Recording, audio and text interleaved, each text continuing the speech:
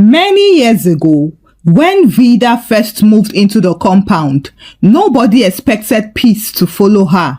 In fact, the compound had never known peace before she arrived.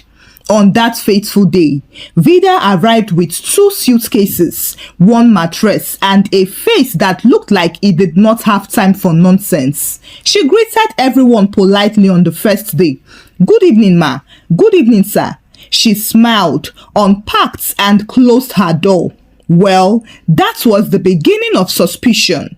By the 3rd day, Mama Banke had already concluded. She's too quiet. Stella agreed immediately. Yes, nobody is that quiet unless they are calculating. Vida did not even know that she had already been discussed in 3 separate corners of the compound. In the evenings, women usually gathered outside with plastic chairs. They discussed everything with equal seriousness. Whose husband came home late? Who cooked watery soup? Who had visitors? And who did not greet properly? Stella was the unofficial chairman of this evening committee. She did not have a title, but she had volume. One evening, she called out, "Vida, come and sit with us." Vida came outside, stood for a few seconds, and then said calmly, "Thank you, but I do not like drama. I prefer to stay inside." Mama Banke blinked. "Drama? We are not fighting." Stella laughed lightly. "Maybe she thinks we are jobless." Vida smiled and said, "No, I just prefer my room." With that, she went inside. But that sentence entered Stella's heart and refused to leave. After that day, every movement of Vida became monitored. If she returned from work early, someone would whisper, "Is her office closed?" If she dressed well, someone would ask, "Who is she dressing for?" If she ordered food delivery, somebody would say, "So she has money." But Vida did not respond. She worked in a small private company on the island, so she left early every morning and returned tired. She cooked, read, and slept peacefully. On Sundays, she went to church and came back quietly. Unfortunately, the more she refused to engage, the more the compound tried to engage her. One afternoon, Stella knocked on her door holding a bowl. "Please, I need salt," Stella said. Vida gave her salt. The next day, Stella returned. "Please, do you have tomatoes?" Vida gave her tomatoes. The 3rd day, Stella returned again. "Please, can I sit in your room small? My light is bad." Vida smiled politely and said, "I am about to sleep." Stella stood there for 3 seconds waiting for an invitation that never came. From that day, Stella concluded that Vida was proud, but Vida couldn't be bothered. For several months, she avoided drama intentionally. She did not attend their naming ceremonies inside the compound. She did not join birthday contributions. Even when someone tried to start gossip in front of her, she would calmly say, "I do not know about that," and then excuse herself. One evening, Stella said loudly outside, "Some people think they are better than everybody." Mama Banke nodded. "Too much forming." Vida heard them, but she did not respond. For the longest, she was safe until trouble found her. Vida had been planning to buy herself a good wig. Not roadside quality, not the one that starts shedding after 2 weeks. She wanted something expensive, something that would sit on her head and scream, "I worked for this." So, for 6 months, she saved small money. She reduced buying shawarma. She stopped impulse shopping. She even ignored a fine pair of sandals because she had a goal. Finally, one Saturday afternoon, she returned from town holding a bag like gold. Inside was the wig. It was long, soft, and full. You know those wigs that move before you move? Ew, luxury. She locked her door, stood in front of the mirror, and wore it carefully. She turned left, turned right, and gasped, Vida, you have arrived. The next day, she wore it to church. Even some choir members paused as they were singing. Stella's mouth opened slightly immediately she saw the wig. After service, Stella approached her with artificial sweetness. Vida, this hair is different. Vida smiled. Yes, it is. How much did it cost? Vida smiled. It was not cheap. Stella laughed small. It is giving somebody. Vida replied calmly. It is giving hard work. The conversation ended there, but Stella's spirit did not. The following afternoon, Vida wanted to treat the wig correctly like a newborn child. So, she placed it on a clean plastic stool outside her room to air properly. The sun was soft and the breeze was mild. She stood there admiring it. I bought you with my sweat, she said proudly. She then went inside to prepare food. Meanwhile, coincidentally, the landlord's goat was roaming freely. This goat had history. It had eaten eba before. It had eaten slippers. Even a contract letter, it had eaten it. Nobody disciplined the goat seriously because the landlord always said it is an animal. The moment the goat passed by Vida's door, it stopped, sniffed and stared at the wig. Perhaps in the goat's mind, the wig looked like fresh grass or maybe imported grass, hence the color. Before anyone could say cha, the goat grabbed the wig between its teeth. Inside the room, Vida was slicing onions when a small child shouted outside, "Auntie Vida, goat, goat!" Vida ran out and froze. The goat stood proudly with half of her wig in its mouth, chewing slowly as if it paid installments. For 3 seconds, the world stopped. Then Vida screamed, "You mad goat!" The goat ran and Vida ran after it without calculation. She forgot she was wearing only wrapper and singlet. She forgot dignity. She forgot that she hated drama. She chased that goat across the compound like a police chasing a suspect. "Drop that wig!" Children began laughing. Mama Banker came outside. "What is happening?" Stella too stepped out. She saw the scene, but she did not shout. She immediately pressed record on her phone. The goat ran past the tap. Vida almost slipped but recovered. She grabbed the goat's tail, but the goat bleated loudly and ran harder. Vida's slippers flew off, her wrapper loosened slightly. She held it with one hand and continued chasing with the other hand. The compound had become a cinema. "Hey, Netflix can never," someone shouted. The goat turned sharply. Unfortunately, Vida couldn't turn sharply too, so she fell into the dust and the wig hung from the goat's mouth like a trophy.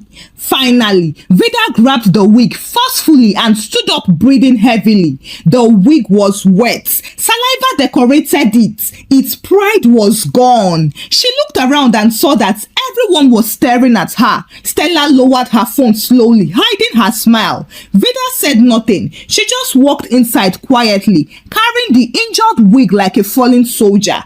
Behind her, laughter erupted. Stella looked at her screen and whispered, "Premium content." Inside her room, Vida locked the door gently. She placed the wig on the table. It looked different now. The bouncing movement had reduced. The shine had disappeared. One edge looked like it had seen a battle. She stared at it.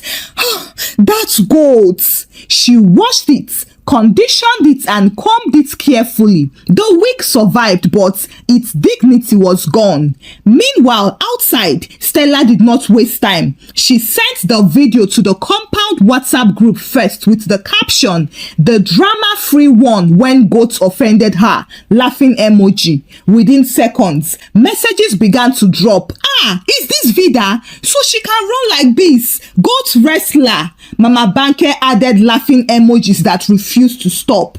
One man wrote, "This is why I don't trust quiet people." Stella smiled. She then forwarded it to her church women's group, then to her cousin, then to her former secondary school group. The video moved like gossip without wings. Inside Inside her room, Vida's phone began to vibrate. She ignored it, but when it vibrated again and again, she finally picked it up, only to see 27 missed calls and 52 messages. She opened one. It was from her colleague who wrote, "Madam Goat Hunter." Vida blinked. How come? Another message read, "Why are you fighting animal?" Another one read, "You hate drama, but you are WWE champion." Her stomach dropped. She clicked the attached video to watch and was shocked to see herself and the goats in a royal tumble. But that was not what even shocked her. What shocked her was that the video began from the moment she screamed. It did not show the goats chewing her wig first. It did not show the children laughing before she reacted. It just showed her charging towards the goat like a wrestler. It showed her falling dramatically in slow motion. Someone had even added background music. She watched herself on the screen. She did not look calm at all. She did not look dignified. She looked wild. Her throat tightened. Still, she replayed it. The video had definitely been cropped. She knew immediately who could have recorded her like this. Stella. Outside, Stella sat proudly in front of her room as neighbors discussed. Stella, send it again. She sent the video again. Women gathered around her phone. Play the falling parts again. She replayed the fall and laughter exploded again. By evening, the video had escaped the compound completely. Someone had posted it on a local blog page with the caption, "Serious lady turns to lion over a goat." The comment section was merciless. "See anger issues. She needs deliverance. See her rapper." One comment said, "People that say they hate drama are always the drama." Kai, that one stung. At night, Vida's former university group started forwarding it. "Is this not you?" someone asked, but she did not respond. She turned off her phone. The next morning, the compound energy changed. One boy bleated when she passed. Meh. Another ran in front of her, pretending to chew an imaginary wig. Vida looked straight ahead and walked. Mama Banke greeted her loudly. "Good morning, Goat Commander." Laughter followed. Vida stopped briefly and looked at Mama Banke calmly. "Good morning, ma." Then she continued walking, but inside, her chest was tight. At her workplace, it became even worse. Her supervisor called her into the office that morning. "I saw something online," he said. Her heart pounded. "It's just a misunderstanding, sir," she said carefully. Her supervisor sighed. "We were considering you for public representation soon, but this kind of video..." He did not finish the sentence. He did not need to. She understood. Reputation is delicate. She returned to her desk quietly. Her colleague leaned over and smirked. "You can run, Sha." Vida forced a small smile. That evening, she returned home exhausted, but the compound was still very much lively. Stella greeted her sweetly. "Vida, how is your wig?" Vida paused. She looked at her directly for the first time since after the incident and replied calmly, "It is recovering." Stella laughed. "You ran well that day, oh." Vida studied her face and said, "Yes, I did." She entered her room without another word. Inside, she sat down slowly and looked at her undignified wig. She took her phone, opened her message list and scrolled.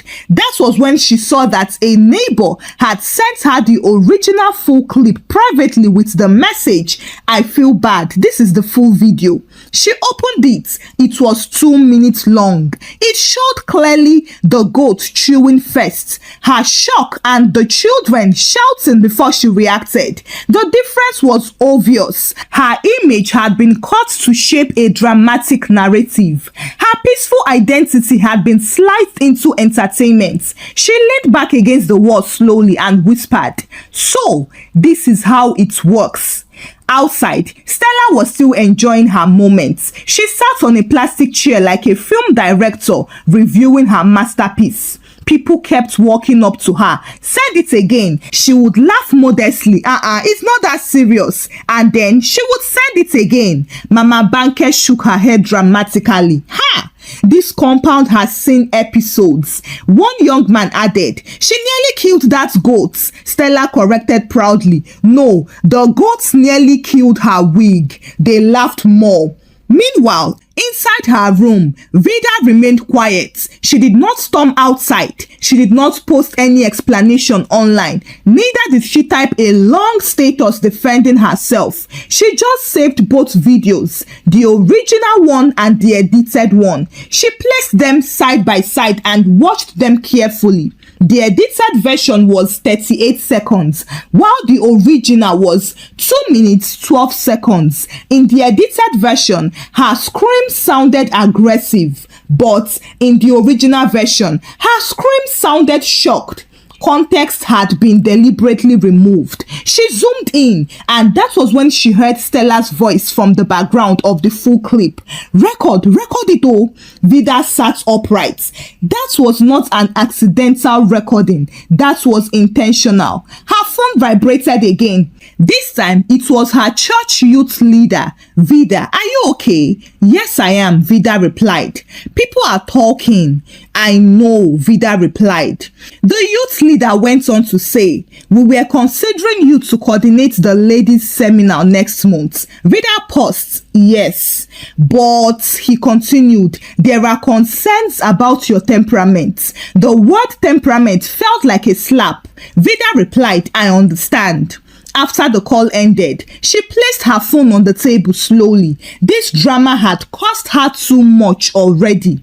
Outside, Stella was still narrating the story differently. You people don't know how. She pretends too much. Mama Banker leaned closer. So, she has been hiding anger all along. Stella lowered her voice slightly for effect. You know, some people like to behave like angels. This narrative was growing without permission.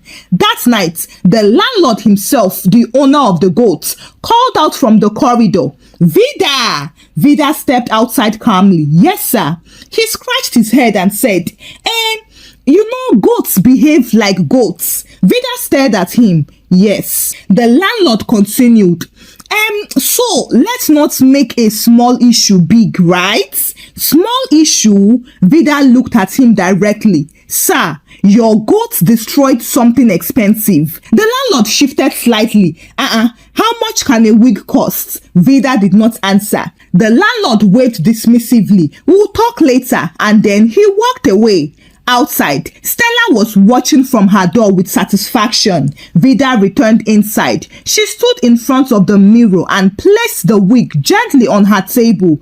It still looked beautiful and manageable, but her own reputation had been damaged. And then, the next morning, something new happened. The video appeared on a small Instagram blog page. The caption was worse. Serious face auntie turns WWE champion over goats. The comment section was cruel. She needs a husband. This is what single frustration looks like. See anger.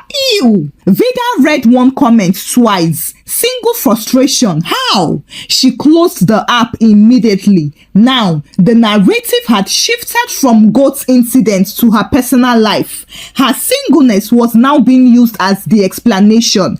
Her calmness was now suspicious. Her dignity had become public property. She sat on her bed quietly and breathed slowly.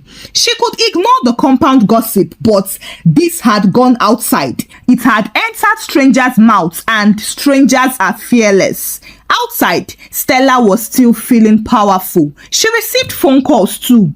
Is this not your compound? Yes, so she would say. Who is that woman? She would sigh dramatically and say, she's just like that, oh, one neighbor like that. Just like that? By afternoon, one of the compound children knocked on Vida's door. Auntie, mommy said sorry. Vida opened the door. For what? For laughing. Vida smiled faintly. It is fine. The child hesitated and said, Auntie Stella said you shouted at the goat because you are an angry person. Vida nodded slowly. Did you see me shout before the goat chewed my wig? The child thought for a second and then said, No. Good, Vida said. The child ran off. However, that small conversation confirmed something important. The children had seen the full version, while the adults preferred the edited one. She picked up her phone again and scrolled to the neighbor who sent her the original clip.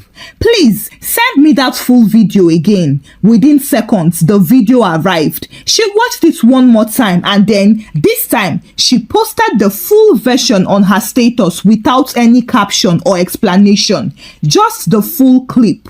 Within minutes, responses began. So the goat started it. They edited the video. This is different now. Mama Banker's daughter replied privately. Mommy only saw the short video. Of course she did, because Stella only shared the short one. Outside, Stella's phone began vibrating rapidly. She opened her WhatsApp and saw that people were forwarding the full clip to her. Why did you cut it? Why did you not post this one? Her smile faded slightly. She walked outside pretending to be calm, and Vida stepped out at the same moment. Their eyes met, but this time Vida spoke first. She said, "Content has context." Stella laughed awkwardly. It was just a joke now. Vida shook her head. Jokes do not remove evidence. People nearby pretended not to listen, but everyone was listening, and they did what compounds do best. They waited for escalation. But unfortunately, escalation did not come immediately. Vida went back inside without saying a thing more. But that silence disturbed Stella more than shouting would have. That evening, Vida walked to the landlord's door and knocked. The landlord opened the door lazily. "Yes, I would like a compound meeting," she said. "For what?" the man asked. "For clarification." The landlord scratched his head. "About goats?" Vida nodded. "Yes." He hesitated because meetings usually meant noise, but the video had already reached places he did not like. Even his cousin had called him earlier to say, "Your goat is trending, oh." So he agreed. "Okay, tomorrow evening." The news spread quickly. There will be a meeting about the video, about the goats. Stella pretended she did not care and said loudly, "It is too much now over small issue."